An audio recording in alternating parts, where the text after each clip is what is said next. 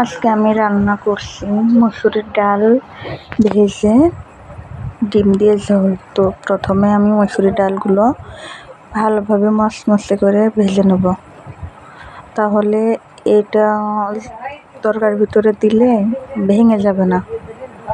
এরপর আমি ডিমটা ভালোভাবে ভেজে নেব, ডিমটা ভালোভাবে ভেজে নেব যাতে কাঁচা গন্ধ না থাকে। নিয়ে উঠাই নেব।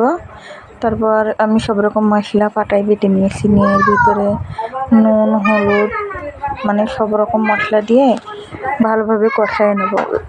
যত কষাবো তত তরকারিটা ভালো লাগবে। এবার এর ভিতরে পানি দিয়ে ডিম, তারপরে ভেজে রাখা বড়িগুলো সব দিয়ে দেবো, দিয়ে ভালোভাবে জ্বালাই নেব যাতে বড়িটা একটু নরম হয়ে যায় আর একটু মাখো মাখো হয়। ঝোল যত ঘন হয়ে যাবে তত মানে এটা খেতে ভালো লাগবে।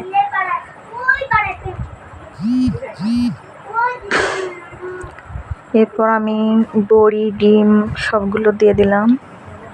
দেওয়ার পর 15 মিনিট মতো জাল করে নেব। নেওয়ার পর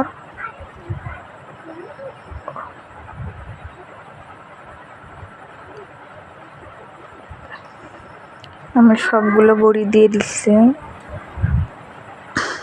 নেওয়ার পর এটা যখন একদম মাখো মাখো হয়ে যাবে তখন মানে গ্যাসটা অফ করে দেব। দেওয়ার পর এর উপরে জিরে গুঁড়া ছিটিয়ে দিলে রান্না রেডি। আপনারা যারা খাননি এভাবে খেয়ে দেখবেন, অনেক মজা লাগে।